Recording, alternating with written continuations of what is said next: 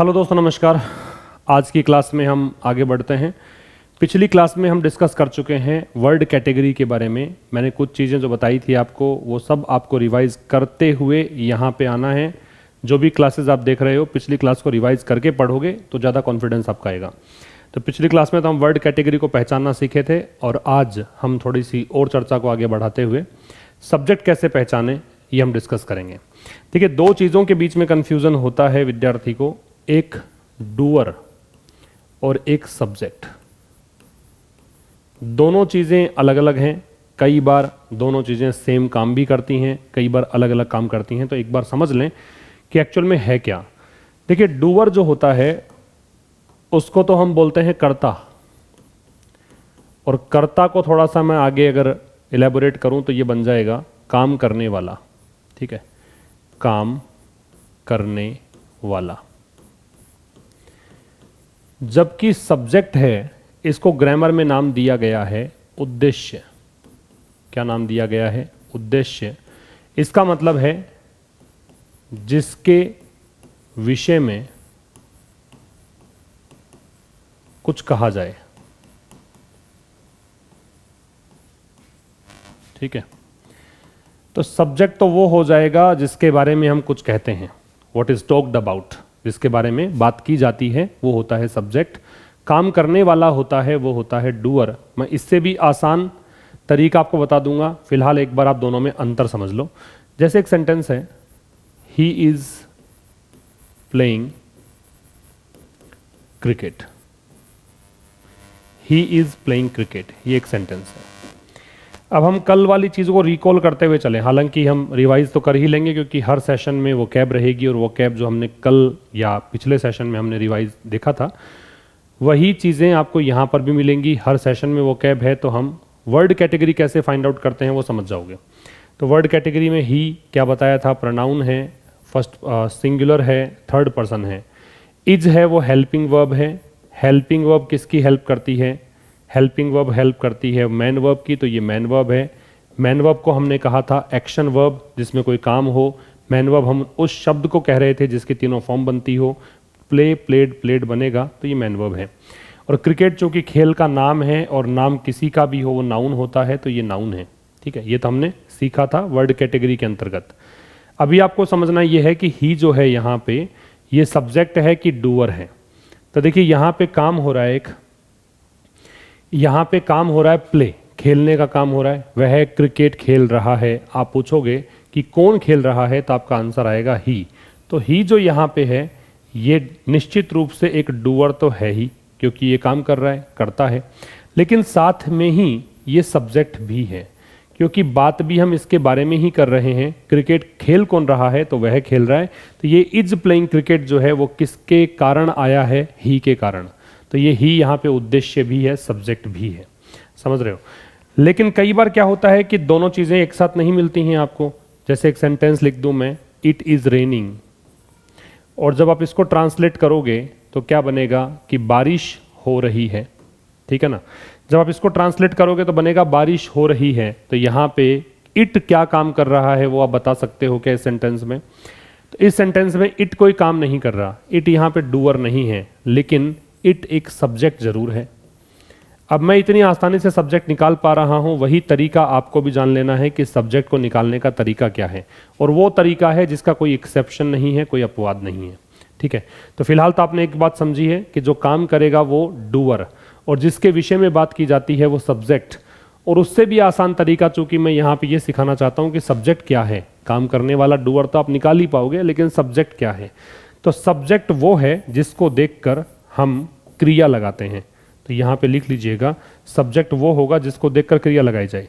तो जिस शब्द को देखकर वर्ब अप्लाई की जाती है, वर्ब का यूज किया जाता है,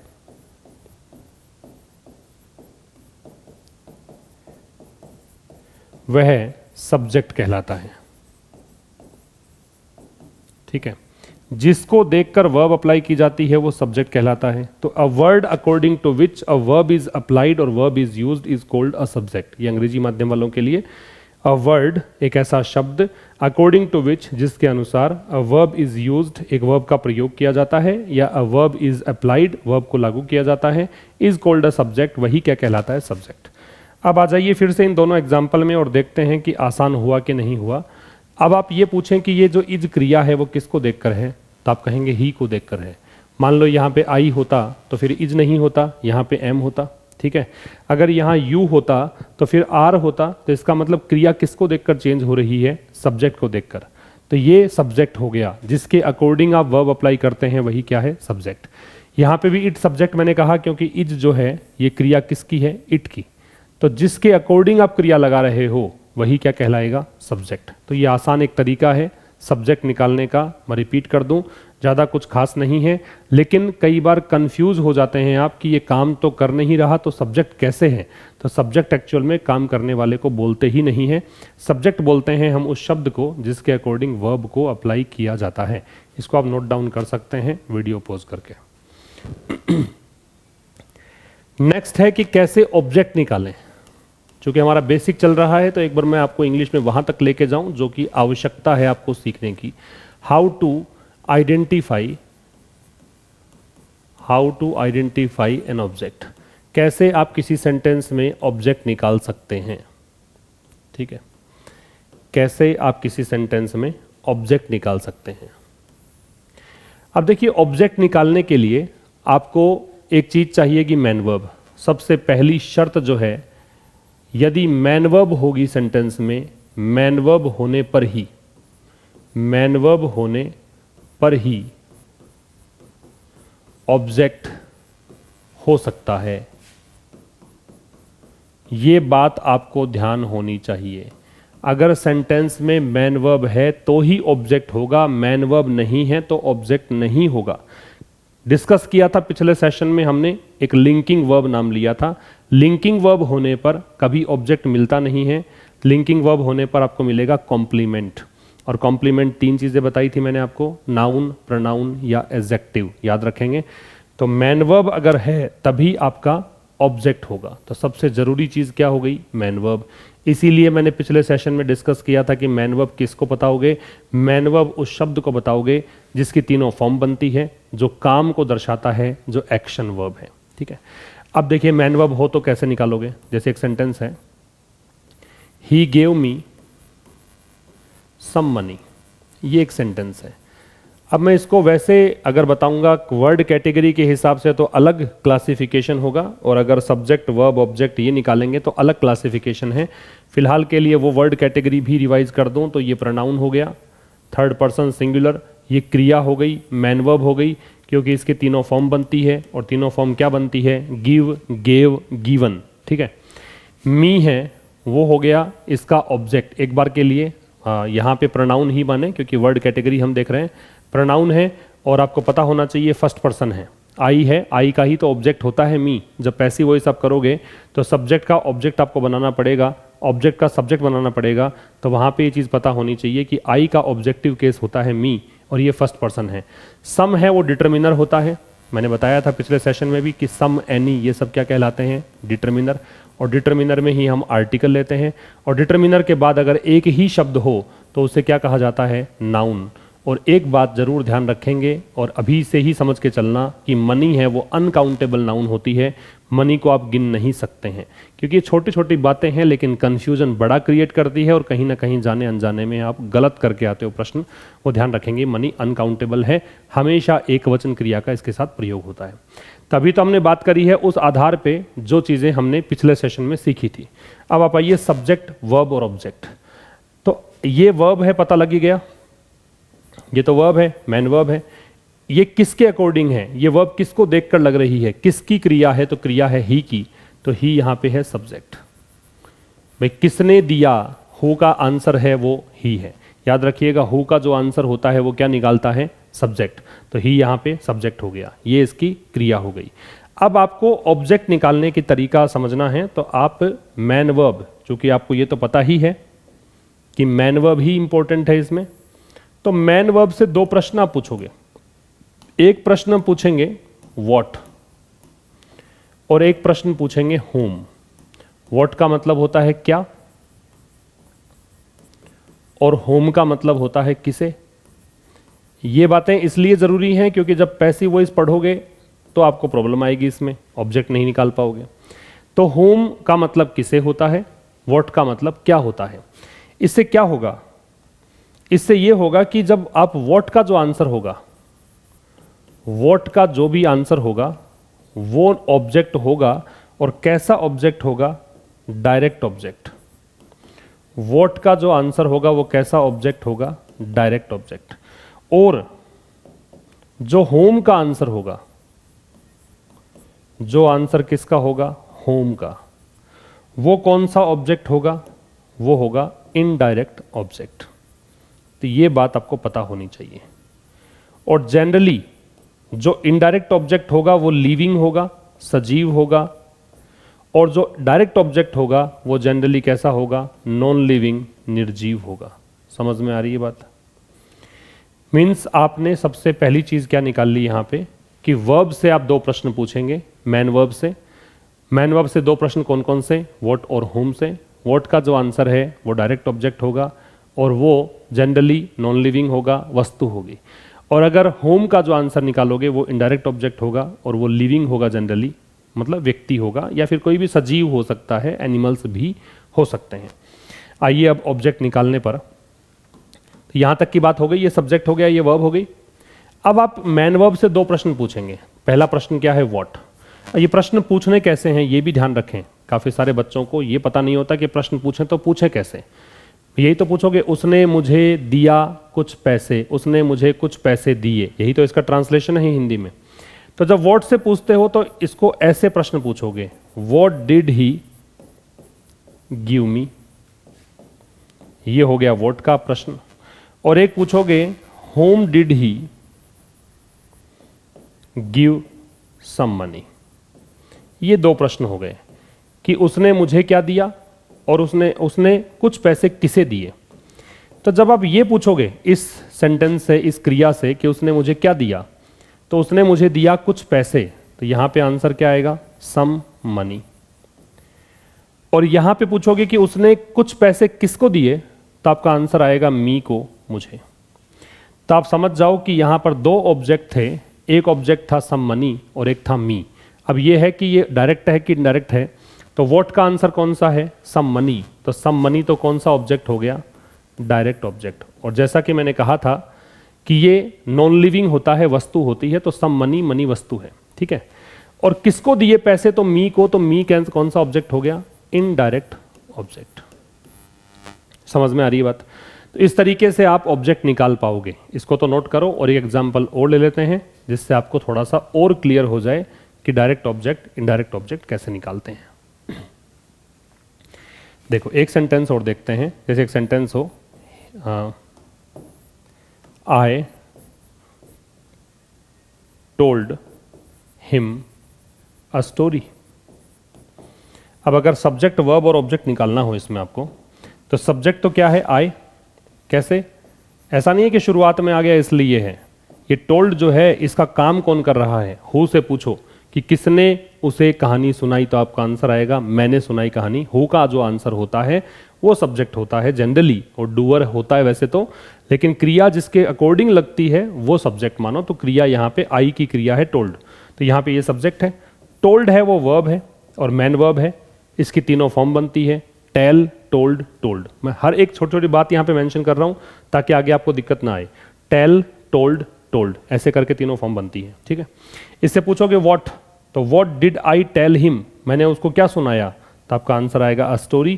तो ये हो गया डायरेक्ट ऑब्जेक्ट, क्योंकि व्हाट का आंसर है। और यहां पूछोगे whom did I tell a story, मैंने कहानी किसे सुनाई, whom did I tell a story, तो यहां पे आपका आंसर आएगा इनडायरेक्ट ऑब्जेक्ट हिम। समझ में आ रही है। और यहाँ ये सजीव है, ऐसे भी पता लगा सकते हो, लिविंग है, और ये नॉन लिविंग है, तो नॉन लिविंग डायरेक्ट ऑब्जेक्ट होता है व्हाट का आंसर, लिविंग इनडायरेक्ट ऑब्जेक्ट होता है होम का आंसर। तो ये आपने तरीका सीखा है कि कैसे आप ऑब्जेक्ट निकाल सकते हैं किसी भी सेंटेंस में। तो बेसिक इंग्लिश में एक कदम और आगे हम बढ़ गए हैं, हमें सब्जेक्ट और ऑब्जेक्ट निकालना आ गया है। कॉम्प्लीमेंट पिछले सेशन में डिस्कस किया था थोड़ा सा। कॉम्प्लीमेंट क्या होता है? जो लिंकिंग वर्ब के बाद में होता है, जो सब्जेक्ट को और जो कॉम्प्लीमेंट को जोड़ता है वो लिंकिंग वर्ब होती है। कॉम्प्लीमेंट सब्जेक्ट वर्ब या ऑब्जेक्ट होता है ना। कुछ छोटी छोटी बातें आपको ध्यान रखनी है। क्या? हु का जो आंसर होता है वो क्या बताता है आपको? सब्जेक्ट। हु का आंसर क्या बताएगा? सब्जेक्ट। व्हाट का आंसर क्या बताएगा? होम का आंसर क्या बताएगा?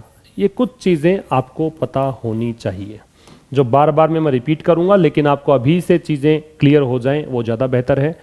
हु का जो आंसर होता है वो सब्जेक्ट। जनरली वैसे हु का जो आंसर होता है वो डूअर होता है, कर्ता। वैसे सब्जेक्ट निकालेंगे कैसे? वर्ब को देखकर कि वर्ब किसको देखकर लगी है। व्हाट का जो आंसर है वो ऑब्जेक्ट होता है, और ऑब्जेक्ट भी कैसा? डायरेक्ट। और होम का जो आंसर होता है वो भी ऑब्जेक्ट होता है। कौन सा ऑब्जेक्ट? इनडायरेक्ट। ठीक है। आपको ध्यान होना चाहिए कि जो भी सब्जेक्ट होते हैं वो क्या चीज़ हो सकती है वर्ड कैटेगरी में? तो सब्जेक्ट हमेशा नाउन या प्रोनाउन होता है। नाउन प्रोनाउन को आइडेंटिफाई करना हमने सीखा था। ठीक है। जो किसी सेंटेंस का ऑब्जेक्ट होता है, किसी भी सेंटेंस का जो ऑब्जेक्ट होता है वो भी क्या होता है? वो भी नाउन या प्रोनाउन होता है। ठीक है। किसी सेंटेंस में जो कॉम्प्लीमेंट होता है, ये एक जगह पे रख लेना, चीज़ों को आगे काम आएंगी। जो कॉम्प्लीमेंट होता है वो क्या होता है? वो नाउन, प्रोनाउन या एडजेक्टिव होता है। और इम्पोर्टेंट बात ये बताई थी कि एडवर्ब नहीं होता है।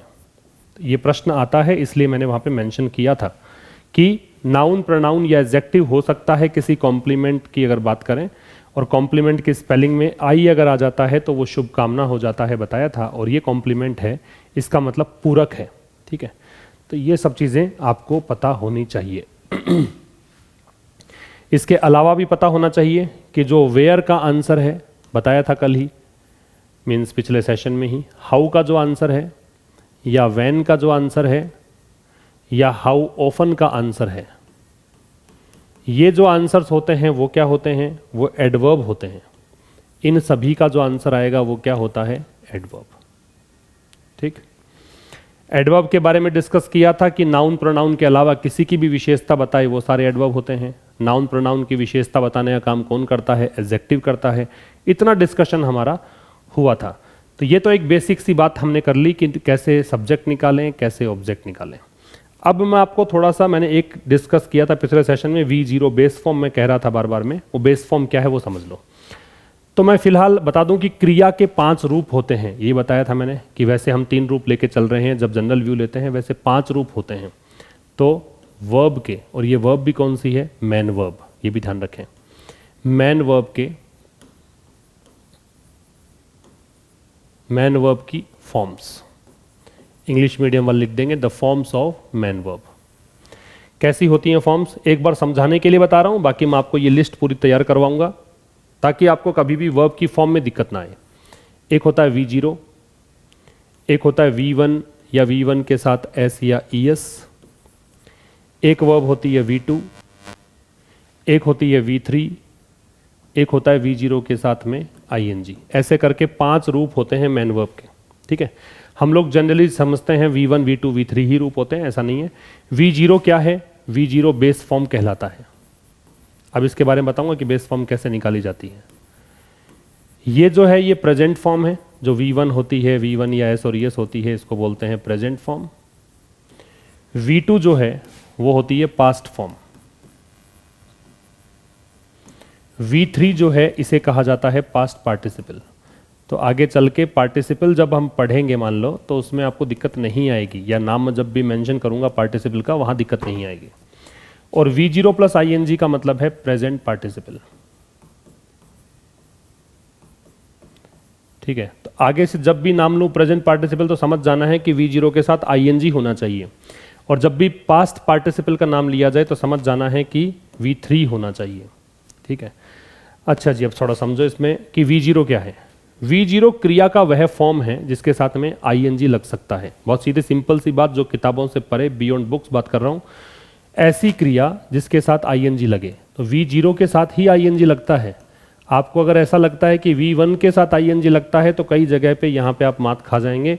V1 के साथ हर बार ING नहीं लगता, V0 के साथ लगता है, इसीलिए प्रेजेंट पार्टिसिपल में मैंने V0 लिखा है, V1 नहीं लिखा। कैसे? जैसे मान लो हैज़ और हैव दो ऑप्शन आपके पास हैं। वैसे अगर कहने को तो दोनों ही वर्ब की फर्स्ट फॉर्म है, लेकिन आपसे ये पूछा जाए कि V0 कौन सा है इसमें से, जिसे हम बेस फॉर्म कहते हैं, जहाँ से क्रियाओं की कहानी शुरू होती है। किसी भी क्रिया की पूरी कहानी शुरू ही यहाँ से होती है। तो इसमें आप कहोगे कि ING किस में लगता है, वो जांचने का तरीका है। तो हैज के साथ ING लगा सकते हो क्या? हैजिंग नहीं पॉसिबल है, तो इसलिए ये V0 नहीं है। हैविंग हो सकता है, इसलिए ये V0 है। तो हैव जो है वो बेस फॉर्म है। फिर हैज़ हैव ये दोनों ही प्रेजेंट फॉर्म होती ही है। हैज़ भी प्रेजेंट फॉर्म है, हैव भी प्रेजेंट फॉर्म है। पास्ट फॉर्म का मतलब है हैड। फिर V3 जो है वो क्या बन जाएगी? हैड, वो भी हैड ही होती है। और जब ING V0 के साथ जोड़ना है तो V0 हमने किसको माना है? हैव को, तो हैव के साथ ING लग जाएगा, हैविंग बन जाएगा। ऐसे करके 5 रूप होते हैं, ठीक है। ऐसे ही एक और समझना, जैसे मैंने कर दिया डू डज, ये दोनों ही वर्ब की फर्स्ट फॉर्म है वैसे तो, लेकिन आपको ये समझना हो कि V0 कौन सा है, तो ING जोड़ के देखो, तो ING लगेगा डू के साथ, डूइंग, डज के साथ तो लगेगा नहीं, तो डू हो जाएगा बेस फॉर्म। फिर डू डज दोनों ही वर्ब की फर्स्ट फॉर्म में आती हैं, ठीक है। वैसे बेस फॉर्म डू है तो डज मान लीजिए इधर। फिर इधर आ जाएगा डिड, ये सेकेंड फॉर्म या पास्ट फॉर्म। फिर डू डिड डन, डन होती है पास्ट पार्टिसिपल और डूइंग होता है प्रेजेंट पार्टिसिपल, ठीक है। ऐसे ही हमने बी का रूप देखा था। ये मैं आपको थोड़ा कंफ्यूजिंग जो चीज़ें हैं ना, जिसमें आप V0 को समझ पाओ, वो बता रहा हूँ। बी में हमने क्या देखा था, मैंने पिछले सेशन में बताया था, इज एम आर होती है, ये वर्ब की फर्स्ट फॉर्म होती है। वॉज वर होती है, ये सेकेंड फॉर्म होती है ना। लेकिन V0 कौन सा है, तो V0 मतलब ING लगे, तो आपको पता है कि ING तो बी में ही जुड़ता है, बीइंग हो सकता है, तो इसलिए ING फॉर्म जिसमें जुड़े वो होता है बेस फॉर्म। तो आप कर दीजिए यहाँ पे बी V0 है, बेस फॉर्म है। फिर इज एम आर, ये ध्यान रखेंगे सर्वाधिक जो वेरिएंट होते हैं वर्ब के वो बी के ही हो सकते हैं। 8 वेरिएंट होते हैं इसके, है ना। बाकी वेरिएंट का मतलब अलग अलग प्रकार, इनको गिनोगे ना आप, जैसे हैव है 1, फिर हैज 2, फिर हैव तो रिपीट हो गया गिनोगे नहीं, फिर हैड 3, फिर ये रिपीट हो गया गिनना नहीं है, फिर हैविंग 4। ऐसे वेरिएंट की बात कर रहा हूँ, अलग अलग रूप। तो बी एकमात्र ऐसी क्रिया है जिसके 8 वेरिएंट पॉसिबल हैं। फिर पास्ट फॉर्म लेके जाओगे तो बनेगा वॉज या वर। फिर आप आ जाओगे थर्ड फॉर्म में, मीन्स पास्ट पार्टिसिपल में तो बीन, और प्रेजेंट पार्टिसिपल मतलब V0 के साथ ING, तो V0 हमने माना था बी को, तो ये बन गया बीइंग। ये बी वाला आपको याद भी रखना है, इंपॉर्टेंट है ये वाली बात। ये वाली बात बहुत इंपॉर्टेंट है, ये आपको याद भी रखनी है, क्योंकि पैसिव वॉइस में इसी की चर्चा हम करेंगे, समझ रहे हो। तो यहाँ मेरा समझाने का उद्देश्य ये था कि आप बेस फॉर्म को समझो। मॉडल जब पढ़ते हो तो मॉडल के साथ में बेस फॉर्म लगती है। हम लोगों ने स्कूल्स में या बुक्स में ये पढ़ा कि मॉडल के साथ में V1 लगता है। अगर V1 लगता है तो कभी भी आप हैज लगा के देखो या डज लगा के देखो, या फर्स्ट फॉर्म तो इज एम आर है ये लगा के देखो। अगर मॉडल के साथ में V1 लगता है, फर्स्ट फॉर्म लगती है, तो हैज लगा के बताओ क्योंकि V1 है, और डज लगा के बताओ और इज एम आर लगा के बताओ, ये पॉसिबल नहीं है। इसलिए मॉडल के साथ में बेस फॉर्म ही लगती है हमेशा, ये ध्यान रखना है। और बेस फॉर्म हम क्रिया के उस रूप को कहते हैं जिसके साथ में ING लगता है, ठीक है। तो ये कुछ ध्यान रखेंगे आप कि कैसे आप वर्ब की बेस फॉर्म निकाल सकते हैं। कैसे निकाल पाओगे? क्रिया का वह रूप, क्रिया की वह फॉर्म जिसके साथ में ING अप्लाई किया जा सके। The form of the verb which can take ING with it is called base form और V0। कहानी यहां से शुरू है।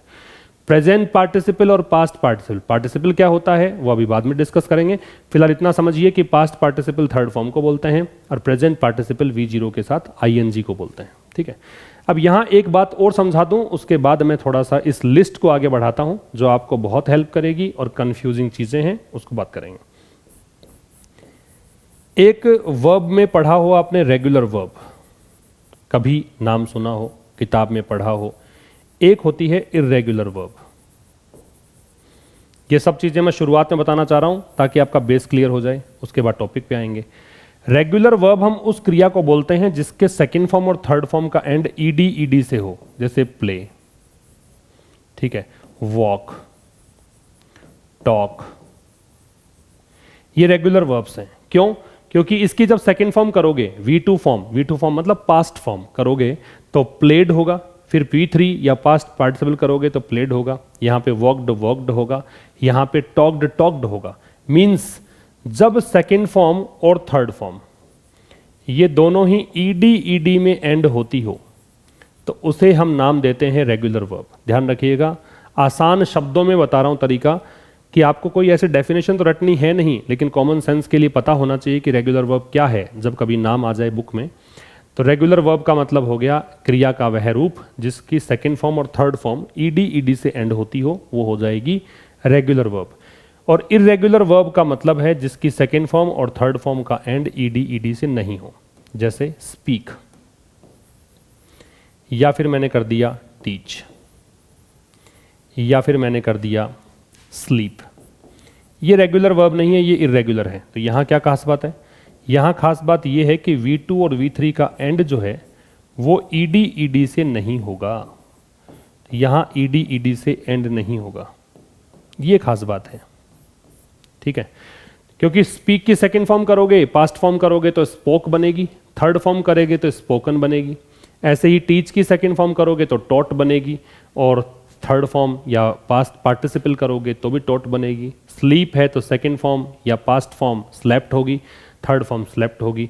तो ये इर्रेगुलर वर्ब है, ये रेगुलर है, ठीक है, ये ध्यान रखना है। तो बेस फॉर्म का ध्यान रखना है, रेगुलर इर्रेगुलर का ध्यान रखना है।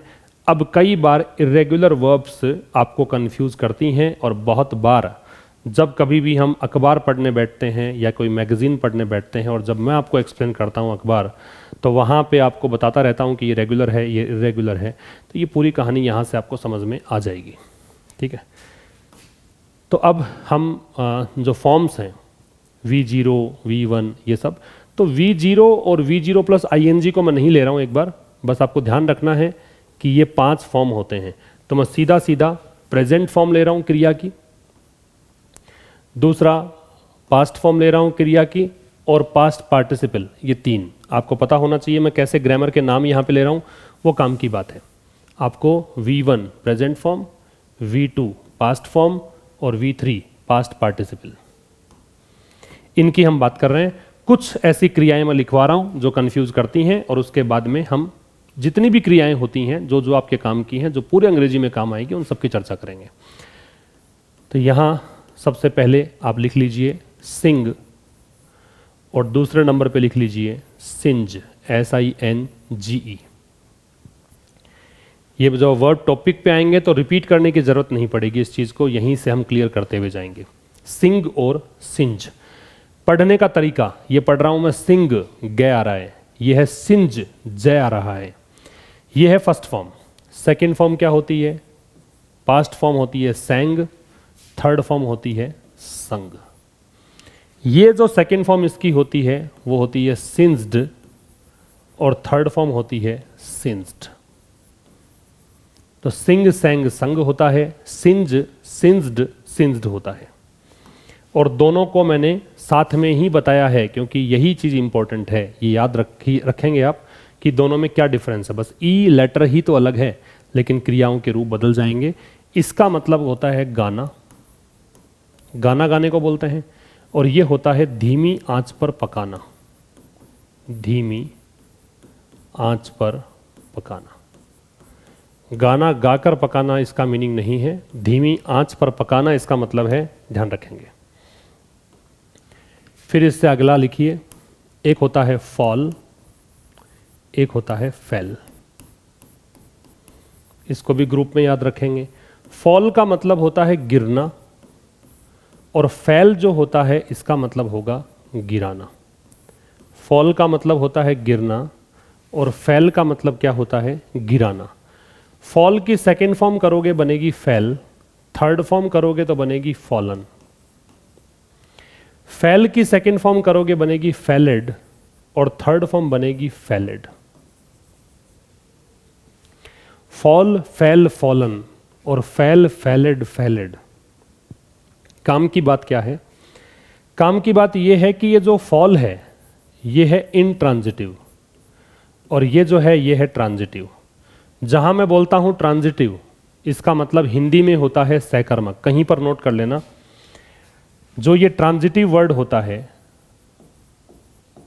इसका सीधा सा मतलब तो है विद ऑब्जेक्ट, ऑब्जेक्ट के साथ। और जहां पर भी नाम लिया जाता है इनट्रांजिटिव, तो इसका सीधा सा मतलब है विदाउट ऑब्जेक्ट, ऑब्जेक्ट के बगैर। ठीक है, ट्रांजिटिव का मतलब विद ऑब्जेक्ट, हिंदी में कहा जाता है सहकर्मक। इनट्रांजिटिव का मतलब है विदाउट ऑब्जेक्ट, इसका मतलब है बिना ऑब्जेक्ट के, अकर्मक बोलते हैं हिंदी में। सहकर्मक, अकर्मक, सहकर्मक कर्म के साथ, ऑब्जेक्ट के साथ, ऑब्जेक्ट निकालना सिखाई दिया। और इनट्रांजिटिव का मतलब ऑब्जेक्ट के बगैर। ये दोनों में अंतर है, इसके बाद ऑब्जेक्ट लगेगा, इसके बाद नहीं लगेगा। काम की बातें हैं, जब क्वेश्चंस पे आएंगे, जब टॉपिक पर आएंगे तब आपको समझ में आएगा, तब आपको चीजें याद आएंगी। नंबर 5 पे लिखिए राइज और रेज। राइज और रेज। राइज जो होता है वो वृद्धि करना होता है। राइज का मतलब क्या होता है? वृद्धि करना, बढ़ना, अपने आप खुद से बढ़ने को बोलते हैं। और ये जो है ये होता है बढ़ाना, वृद्धि कराना। और इसमें भी आपको पता होना चाहिए कि ये जो है ये ट्रांजिटिव है, सॉरी इनट्रांजिटिव है, और ये जो है रेज ये ट्रांजिटिव है। रेज है वो ट्रांजिटिव है, राइज है वो इंट्रांजिटिव है। मतलब राइज के बाद में ऑब्जेक्ट नहीं आएगा, रेज के बाद में ऑब्जेक्ट आएगा। राइज की सेकंड फॉर्म करोगे तो क्या बनेगी? रोज। थर्ड फॉर्म करोगे तो क्या बनेगी? रीजन। पढ़ने का तरीका भी समझ लेना, राइज, रोज, रीजन, राइजन नहीं होता है। रेज है, इसकी सेकंड फॉर्म करोगे तो रेज्ड, और थर्ड फॉर्म करोगे तो रेज्ड। Raise, raised, raised. ठीक है, राइज, रोज, रीजन, रेज, रेज्ड, रेज्ड। ये पता होना चाहिए आपको। इंट्रांजिटिव ट्रांजिटिव वाली कहानी याद रखना। इसके आगे आइए, नंबर 7। एक वर्ड लेते हैं हम फाइंड और एक वर्ड ले लेते हैं फाउंड। दोनों का मतलब अलग अलग है, बस ग्रुप में इसलिए बता रहा हूं कि कहीं ना कहीं समानता आपको दिखेगी। फाइंड का मतलब होता है पाना या खोजना। फाउंड है, इसका मतलब होता है स्थापित करना। फाउंड का मतलब है स्थापित करना, फाइंड का मतलब है पाना या खोजना। फाइंड की सेकंड फॉर्म जो होती है वो होती है फाउंड, और थर्ड फॉर्म होती है वो भी फाउंड, और फाउंड की सेकंड फॉर्म होती है वो होती है फाउंडेड, और ये भी फाउंडेड। आपने कभी फाउंडर मेंबर सुना होगा, फाउंडर चेयरमैन सुना होगा, है ना, संस्थापक जिसको बोलते हैं। ठीक है, फाउंडर किसी भी कंपनी का, किसी भी बिजनेस का, तो वो होता है संस्थापक। तो स्थापना करना इसका मतलब है स्थापित करना, स्थापना करना फाउंड होता है। स्थापित करने की जगह स्थापना करना ज़्यादा उपयुक्त रहेगा, ये लिख लो आप। स्थापित करने की जगह लिख लो स्थापना करना। ठीक है, तो ये हो गया आपके 8 तक। इससे आगे बढ़े, एक बार इसको नोट कर लीजिए। फिर आगे नंबर 9। अब उसी लिस्ट में आपको आगे बढ़ना है, V1, V2, V3 इसी को देखते हुए। नंबर 9 पे एक वर्ड है वाइंड, और एक वर्ड होता है वुंड। जैसे फाइंड फाउंड था वैसे ये वाला है। उच्चारण में कर रहा हूं वैसे ही ध्यान रखेंगे। वाइंड है पहला, वुंड है दूसरा। वाइंड की सेकंड फॉर्म होती है वाउंड। अब आप पूछोगे सर ये दोनों स्पेलिंग तो सेम है, तो फिर इसको वाउंड और इसको वुंड कैसे पढ़ते हैं? बस इसी तरीके से उच्चारण से ही इसमें अंतर को ध्यान रखेंगे आप। वाइंड, वाउंड और वाउंड, वाइंड, वाउंड और वाउंड। और ये जो है वुंड, इसकी सेकंड फॉर्म बनती है वुंडेड, और थर्ड फॉर्म इसकी बनती है wounded. Wound, wounded, wounded, wind, wound, wound. क्या मतलब है इनका? ये जो वाइंड होता है इसका मतलब होता है घड़ी में चाबी भरना, घड़ी में चाबी भरना। अच्छा, किसी बिजनेस को बंद करने को भी बोलते हैं, वाइंड अप करना, है ना, समेटना, ऐसा भी हो सकता है। और ये वुंड है, ये मतलब होता है चोटिल होना, चोटिल होना। ये दोनों में डिफरेंस है, नोट कर लीजिए। वाइंड का मतलब घड़ी में चाबी भरना है और वुंड का मतलब चोटिल होना है। फिर आप आएंगे 11 लाई। एक बार फिर से हम लेंगे वर्ड लाई और एक लेंगे ले। पहले देख लेते हैं क्या क्या वर्ब्स हैं। लाइड, लाइट, यहां पे ले, लेन, और यहां पे लैड, लैड। जो ये लाई, लाइड, लाइड है, इसका मतलब है झूठ बोलना, ठीक है। एक बात ध्यान रखेंगे, झूठ बोलने के लिए क्रिया लगाते हैं टेल, टेल अ लाई होता है, ये हमेशा याद रखिएगा। मैं कहीं पर लिख देता हूं यहां पे, टेल अ लाई होता है और स्पीक दैट ट्रुथ होता है। मतलब दो चीजें समझते हुए चलेंगे। ट्रुथ के लिए क्रिया लगाते हैं कौन सी? स्पीक।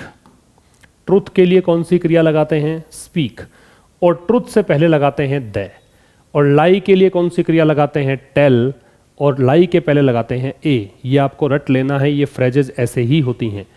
लाई के पहले ए लगेगा, लाई के लिए क्रिया टेल लगेगी, ट्रुथ से पहले द लगेगा, ट्रुथ के लिए वर्ब स्पीक लगेगी। वैसे झूठ बोलने के लिए सीधा लाई का प्रयोग भी हो सकता है।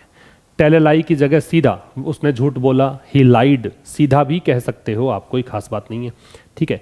अब इन दोनों में, इन तीनों दोनों में अंतर क्या है? ये होता है लेटना या पड़े रहना, ये मतलब है, और ये इनट्रांजिटिव वर्ब है।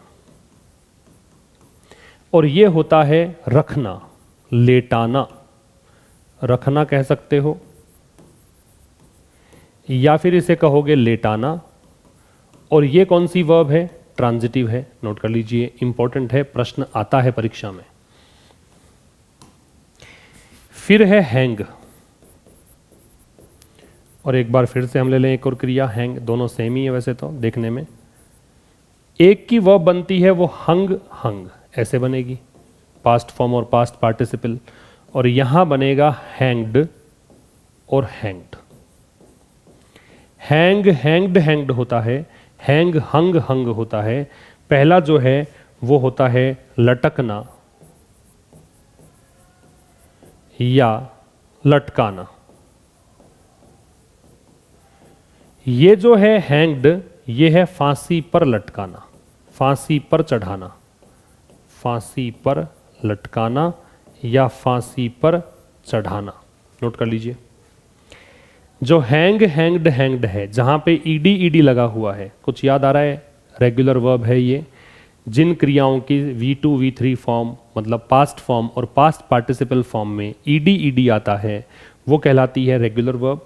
और जहां ऐसा नहीं है वो इरेगुलर वर्ब है। तो हैंग ये इरेगुलर है, ये रेगुलर है, ठीक है। इससे आगे बढ़ें तो एक वर्ब नोट करेंगे आप, स्विम। ये तो चलो बाद में बता दूंगा, पहले आप लिख लें बाई और ब्रिंग, बाई और ब्रिंग। ये ग्रुप में ही याद करेंगे तो ज़्यादा याद रहेंगी। ये तीनों एक ग्रुप में है, ये एक ग्रुप में है, ये ग्रुप में है। बाई की सेकंड फॉर्म जो करोगे आप वो बनती है बॉट, और थर्ड फॉर्म करोगे तो बनेगा बॉट। जबकि ब्रिंग की V2 फॉर्म या पास्ट फॉर्म ब्रॉट है और V3 फॉर्म या पास्ट पार्टिसिपल भी ब्रॉट है। ये होता है खरीदना और ये होता है लाना। बाई का मतलब होता है खरीदना और ब्रिंग का मतलब क्या होता है? लाना। अच्छा, खरीदने को परचेज भी बोलते हैं। थोड़ा सा अंतर बता देता हूं, वैसे आपको यूज नहीं करना है उस अंतर को क्योंकि ऐसा प्रश्न आज तक पूछा नहीं गया है। बाई और परचेज में डिफरेंस ये है कि छोटी चीज़ों को खरीदते हो आप, छोटी मोटी वस्तु खरीदते हो, वहां पर लगाते हैं बाई। और जहां बड़ी वस्तुएं खरीदते हो, जैसे गाड़ी खरीदी आपने या फिर मकान खरीद लिया, हाउस खरीद लिया, तो वहां पे आपको लगाना है परचेज। तो परचेज बिगर आइटम्स के लिए आता है और बाई स्मॉलर आइटम्स के लिए आता है। दोनों में ये डिफरेंस है, ठीक है। इसको लिख लीजिए। फिर इससे आगे स्विम, एक ले लेंगे आप फ्लॉट, एक ले लेंगे आप ड्रॉन और एक सिंक। अब यहां पे ये चारों ही ग्रुप में देखने हैं वैसे तो, लेकिन इन दोनों का ग्रुप अलग है, इन दोनों का अलग है, और फिर इसका संबंध इससे है और इसका संबंध इससे है। ये दोनों ही तैरना होता है, स्विम और फ्लोट। स्विम की सेकंड फॉर्म करते हैं तो बनती है स्वाम, और थर्ड फॉर्म करते हैं तो बनती है स्वम। इधर फ्लोट है तो फ्लोट की सेकंड फॉर्म बनती है फ्लोटेड, और थर्ड फॉर्म बनती है फ्लोटेड, जो कि रेगुलर वर्ब है, ईडी ईडी से एंड हो रहा है। ड्रॉन है तो इसकी सेकंड फॉर्म बनती है ड्रॉन्ड, ये भी रेगुलर वर्ब है, ईडी ईडी से एंड होगा, ड्रॉन्ड। लेकिन सिंक में ऐसा नहीं है, सिंक इरेगुलर है, सैंक बनेगा और संक बनेगा। लिख लीजिए, swim swam swum, float floated floated, drown drown drowned, sink sank sunk. Swim जो है इसका मतलब तैरना और किसी व्यक्ति का तैरना, कोई लिविंग बीइंग का तैरना, व्यक्ति ही नहीं लिविंग बीइंग सजीव होना चाहिए। और ये होता है नॉन लिविंग का तैरना, ठीक है। ये ऑपोजिट है स्विम का, डूबना, लिविंग का डूबना, कोई सजीव का डूबना। और सिंक है, ये होता है नॉन लिविंग का डूबना, निर्जीव का डूबना, ठीक है। सिंक है वो निर्जीव का डूबना है, ड्रोन है वो सजीव का डूबना है, ठीक है। तो ये फॉर्म्स याद रखें, ग्रुप में ही याद रखें। स्विम का एंटोनिम है वो ड्रोन है, इसीलिए मैंने कहा दोनों एक ग्रुप में आएंगे। फ्लॉट और सिंक एक दूसरे संबंधित है, एक दूसरे के एंटोनिम से। फिर नेक्स्ट, फ्लाई, फ्लो, ब्लो। ये प्रश्न भी परीक्षा में पूछा गया है आपसे। फ्लाई की सेकंड फॉर्म करेंगे फ्लू, थर्ड फॉर्म करेंगे फ्लॉन। यहां फ्लो की सेकंड फॉर्म करेंगे फ्लॉड और थर्ड फॉर्म करेंगे फ्लॉट। यहां ब्लो की सेकंड फॉर्म करेंगे ब्लू और थर्ड फॉर्म करेंगे ब्लॉन। साथ में क्यों बताया है, क्योंकि कई बार कंफ्यूजन हो जाता है। फ्लाई का मतलब होता है उड़ना, फ्लो का मतलब होता है हवा का बहना, सॉरी पानी का बहना। अगर पानी बहता हो तो फ्लो यूज करेंगे, पानी का बहना। और ये होता है हवा का बहना, हवा का बहना। अगर हवा बहती हो तो यूज करेंगे ब्लो, पानी बहता हो तो यूज करेंगे फ्लो। किसी परीक्षा में आपसे प्रीवियस ईयर्स में पूछा गया प्रश्न है, पानी के बहने की बात थी और वहां पे फ्लाई को यूज कर लिया था, जो उड़ने का मीनिंग देता है। लेकिन हम लोग जल्दीबाजी में गलती कर आते हैं परीक्षा में, तो हर एक गलती से बचना है। तो ये इनके मतलब आप नोट कर लीजिए। फिर अब कुछ क्रियाएं ग्रुप में हो, ग्रुप में बता दूंगा, बाकी वैसे भी देखते चलिए। एक होता है स्ले। स्ले का मतलब होता है हत्या करना। सेकंड फॉर्म होती है स्लू, थर्ड फॉर्म होती है स्लेन। स्ले, स्लू, स्लेन, हत्या करना। क्या मतलब है? हत्या करना। स्ले, स्लू, स्लेन, ठीक है। इससे आगे एक डाल लीजिए लेट। ये काफी बार काम आती है। लेट की तीनों फॉर्म सेम ही होती है, लेट लेट। और इसका मतलब होता है allow someone to do something, allow somebody to do something. किसी को कुछ करने के लिए अलाउ करना, किसी को अनुमति देना। जैसे मैं कहूँ लेट मी गो, मुझे जाने दो, इसका मतलब मैं कह रहा हूँ कि मुझे अलाउ करो जाने के लिए, अलाउ मी टू गो। काम की बात है यहाँ पे, इसलिए मैंने इसको यहाँ पे लिया है कि लेट के बाद में हमेशा बेस फॉर्म आती है, ठीक है ना। लेट के साथ हमेशा बेस फॉर्म आती है, मतलब कोई टू वगैरह कुछ नहीं आता है, ये बात यहीं से सीख लेना आप। लेट के बाद हमेशा ही कौन सी फॉर्म आती है? Base form. कहने का मतलब जैसे मैं लेट मी गो कह रहा हूं तो मैं ये नहीं कह सकता लेट मी टू गो, तो टू नहीं आएगा वहां पे। मैं ये कहूं कि लेट हिम डू वर्क, तो मैं ये नहीं कह सकता let him to do work, तो टू नहीं आएगा। बेस फॉर्म आएगी सीधा सीधा, मतलब क्रिया का वह रूप आएगा जिसके साथ में आप आईएनजी लगा सकते हैं, ठीक है। तो ये लेट के बारे में है, तीनों फॉर्म सेम होती है। आगे लीजिए। एक वर्ब होती है ग्राइंड और एक वर्ब होती है ग्राउंड। ग्राइंड की सेकेंड फॉर्म जो है मीन्स पास्ट फॉर्म है। मैं देखो बार बार मैं रिपीट कर रहा हूं चीज़ों को, आपको बड़े अच्छे से गौर से सुनना है।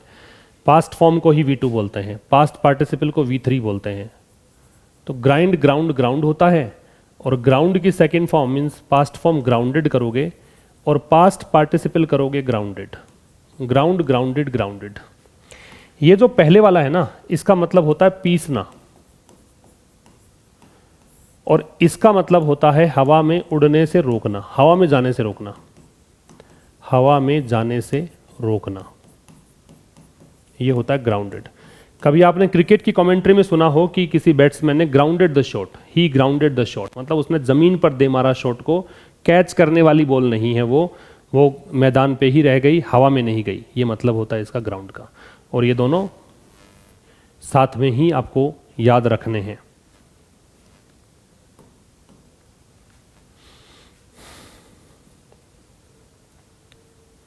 ठीक है। इसके अलावा एक चीज जो बार बार में आती है परीक्षा में, टेलीकास्ट, ब्रॉडकास्ट,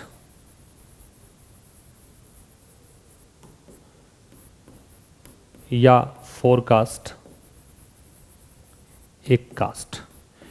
ये प्रश्न परीक्षा में बहुत बार आ चुका है, आने की संभावना है। सभी के अंदर लास्ट में कास्ट है और यही एक इसका कह सकते हो कि एक कैटेगरी बनाता है। और कास्ट जहां पे होता है वो उनकी तीनों फॉर्म सेम होती है। मतलब टेलीकास्ट के तीनों फॉर्म करोगे तो टेलीकास्ट टेलीकास्ट टेलीकास्ट, मतलब ईडी मत जोड़ना, सेम रहेगी फॉर्म। फिर ब्रॉडकास्ट है तो इसका भी ऐसा ही है, सेम यूज करेंगे, ईडी नहीं जोड़ेंगे, ब्रॉडकास्ट ब्रॉडकास्ट ब्रॉडकास्ट। फिर ये फोरकास्ट वाला भी ऐसा ही है, फोरकास्ट फोरकास्ट फोरकास्ट। और ये कास्ट वाला भी ऐसा ही है, कास्ट कास्ट कास्ट। मतलब क्या है इनके, ये जो है इसका मतलब तो है प्रसारण, दोनों का मतलब प्रसारित करना प्रसारण करना। ठीक है। फोरकास्ट का मतलब होता है पूर्वानुमान लगाना। ठीक है, वेदर फोरकास्ट सुना होगा आपने। और ये जो होता है ये होता है वोट डालना। वोट डालने के लिए कास्ट यूज करते हैं, या फिर फेंकना। ये मैंने इसलिए यूज कर दिया कहीं क्लोज टेस्ट में आपसे प्रश्न पूछ ले, वोट डालने की बात आ जाए तो वहां पे 4 ऑप्शंस में से कास्ट को आपको यूज करना है। वोट डालने के लिए कास्ट यूज करते हैं। इसके अलावा एक पेयर लेंगे आप, डाई और डाई। ये होता है मरना और ये होता है रंग करना रंगना। बालों के कलर करते हैं, कलर करना मतलब डाई की सेकंड फॉर्म होती है वो डाइड होती है और डाई की थर्ड फॉर्म होती है वो डाइड होती है। और इसकी सेकंड फॉर्म DYED डाइड होती है और थर्ड फॉर्म भी इसकी DYED डाइड होती है। ये होता है die died died, die died died. ठीक है। एक यहां काम की बात है, काम की बात ये है कि ये जो डाई है ना ये ऑलवेज एक्टिव होता है, ऑलवेज एक्टिव वॉइस। ये ऐसी बातें बता रहा हूं जो बुक्स में आपको एक साथ में नहीं मिलेंगी, इसलिए आप यहीं से समझते चलो। और बहुत महत्वपूर्ण बातें हैं क्योंकि कई बार जाने अनजाने में आप देखते हैं बी के साथ में डाई दे रखा होगा। बी मतलब 8 रूप, वो is am are was were be been being, उसके साथ आपको थर्ड फॉर्म मिल जाए तो पैसिव तो ऐसे ही बनाते हैं ना कि बी के साथ थर्ड फॉर्म, तो इसके साथ पॉसिबल नहीं है। डाई चूंकि व्यक्ति हमेशा खुद ही मरता है, किसी के द्वारा मारे जाने को तो किल बोलते हैं, तो जब काम खुद ब खुद होता है तो वो पैसिव में जा ही नहीं सकता, याद रखेंगे इसको। तो ये एक पेयर आपका बन जाता है यहां पे डाई का। और इसी के साथ में एक और आप लिख लेंगे, इसके साथ ही लिख लो ताकि यहीं पे याद रह जाएगा। एक वर्ड होता है बेयर, BEAR, बेयर पढ़ते हैं इसको, बेयर। इसकी सेकंड फॉर्म होती है बोर और थर्ड फॉर्म होती है बोर्न। अच्छा, बोर्न की एक और थर्ड फॉर्म होती है BORNE।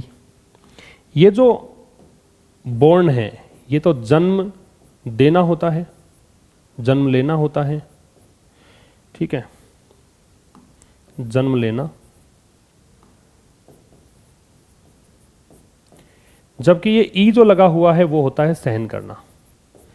अब यहाँ काम की बात क्या है कि ये जो बोर्न है ये हमेशा पैसिव में आता है, क्योंकि जन्म किसी के द्वारा दिया जाता है, तो ऑलवेज इन पैसिव वॉइस। जैसे डाई कभी भी पैसिव में नहीं जाएगा, लेकिन ये हमेशा पैसिव में आएगा। कहने का मतलब कि बोर्न जब भी आएगा तो उससे पहले क्रिया बी आएगी, बी का रूप आएगा। बी का रूप नहीं आएगा तो गलत हो जाएगा प्रश्न। कभी भी आपने देखा हो इसको, जैसे Mahatma Gandhi was born in 1869, है ना, तो वो वॉज बोर्न लिखते हैं। आप खुद के लिए कहते हो कि मेरा जन्म इस समय हुआ तो आई वॉज बोर्न ऐसे करके बोलते हो, वॉज आएगा ही, क्योंकि ये हमेशा पैसिव में होता है, जन्म किसी के द्वारा दिया जाता है, इसलिए ऐसा है। जबकि बाकी जो चीज़ें हैं वो सहन करने के अर्थ में यूज़ करोगे, बेयर, बोर, बोर्न। और सहन करने के लिए मैंने कल भी वर्ड्स कुछ बताए थे, पिछले सेशन में बताए थे, यहाँ भी बता रहा हूँ। बेयर हो सकता है, टॉलरेट हो सकता है, एंड्योर हो सकता है, पुट अप विद हो सकता है, या ब्रुक हो सकता है। इन सभी का मतलब होता है सहन करना। नोट कर लेना, जब भी वर्ड याद आए तो ये सारे एक साथ याद आने चाहिए आपको। वो क्या बहुत स्ट्रांग होनी चाहिए, क्योंकि ये जो मैंने कोर्स स्टार्ट किया है, ये कोर्स हम जो लेके चल रहे हैं, इसका उद्देश्य यही है कि आपका स्कोर पूरे में से पूरा आ जाए, कहीं पर कोई गलती आप नहीं करके आए। छोटी छोटी गलतियां भी आप जो करते हैं वो अब आगे से नहीं दोहराएं। बेयर बोलते हैं, बियर नहीं बोलते। Tolerate, endure, put up with, brook, इन सभी का मतलब क्या है? सहन करना। अब जब बेयर आपने लिखा है तो एक और चीज़ लिख लीजिए, वेयर। बेयर लिखा है तो एक और चीज़ लिख लीजिए, वेयर। 36 है, WEAR। और एक और लिख लीजिए, टेयर। वेयर की सेकेंड फॉर्म होती है वोर और थर्ड फॉर्म होती है वॉर्न, और टेयर की सेकेंड फॉर्म होती है टोर और थर्ड फॉर्म होती है टॉर्न। वेयर होता है पहनना, पता ही होगा आपको, और पहनने के लिए आप एक फ्रेजल वर्ब भी यूज करते हैं, पुट ऑन, ये पता होगा। और टॉर्न का मतलब होता है फाड़ना, टेयर, टोर, टॉर्न। टेयर पढ़ोगे तभी फाड़ना होगा। अगर इसको टीयर पढ़ लोगे, देखो बता देता हूं, इसको पढ़ लोगे टेयर, तभी इसका मतलब है फाड़ना और ये क्रिया बन जाती है। अगर इसको आपने पढ़ लिया टीयर, तो फिर इसका मतलब है आंसू, ठीक है, और ये नाउन है, ये वर्ब नहीं है। टीयर का मतलब आंसू होता है, टेयर का मतलब फाड़ना होता है, ध्यान रखेंगे आप। अच्छा, वॉर्न से एक चीज और बता दूं आपको यहीं पर, वॉर्न के साथ आउट अगर जोड़ दो आप, वॉर्न आउट, तो इसका मतलब होता है टायर्ड या एग्जॉस्टेड। वॉर्न आउट कर दोगे तो टायर्ड या एग्जॉस्टेड मतलब होगा थक जाना, थका हुआ होना। क्या बोलेंगे हिंदी में? थका हुआ होना,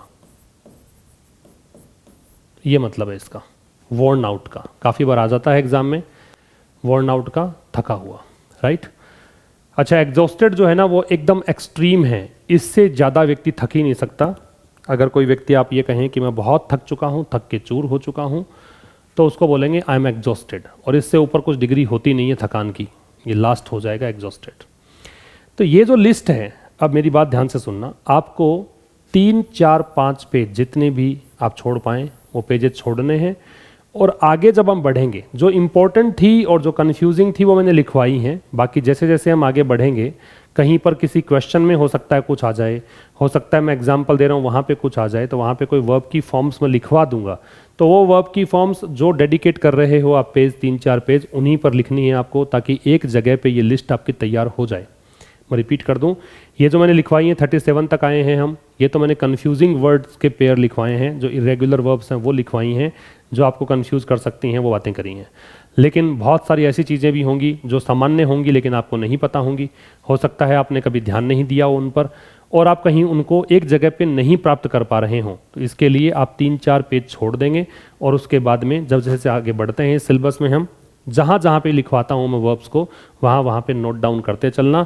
एक साथ एक जगह पे आपके पास वर्ब्स हो जाएंगी और फिर आपको ये चीज़ें कंठस्थ भी हो जाएंगी, याद हो जाएंगी, आपको इधर उधर जाना नहीं पड़ेगा, ठीक है, ये ध्यान रखेंगे आप। अब मैं आपको बता देता हूँ आज की वोकैब। अभी जो बेसिक कंप्लीट मैंने कर लिया है, ये अब जो नेक्स्ट हमारी क्लास रहेगी उस क्लास में हम डिस्कस करेंगे टेंस। पहला टॉपिक ही मैं टेंस लूँगा। टेंस इसलिए लूँगा क्योंकि टेंस जब आप क्लियर कर लेते हैं इसका मतलब आप वर्ब क्लियर कर लेते हैं।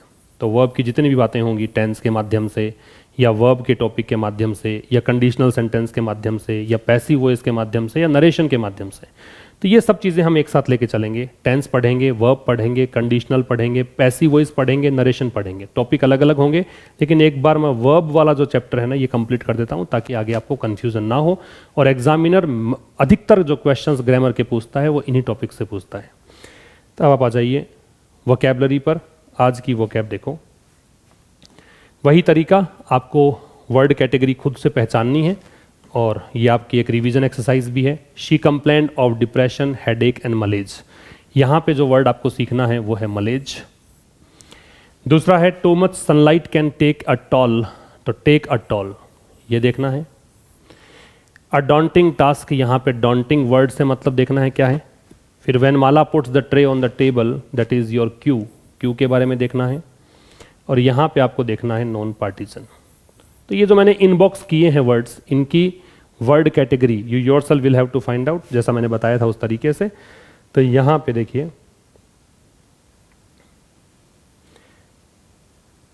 ये जो पहला दे रखा है आपको क्या, मलेज, MALAISE, क्या पढ़ना है, मलेज। मलेज नाउन है, कैसे पता लगा वो समझो। पता ऐसे लगा कि मलेज यहाँ पे ओ प्रेपोजिशन था। प्रेपोजिशन के बाद में मैंने कहा है आपसे कि ऑब्जेक्ट होता है। प्रेपोजिशन के बाद में क्या होता है, ऑब्जेक्ट।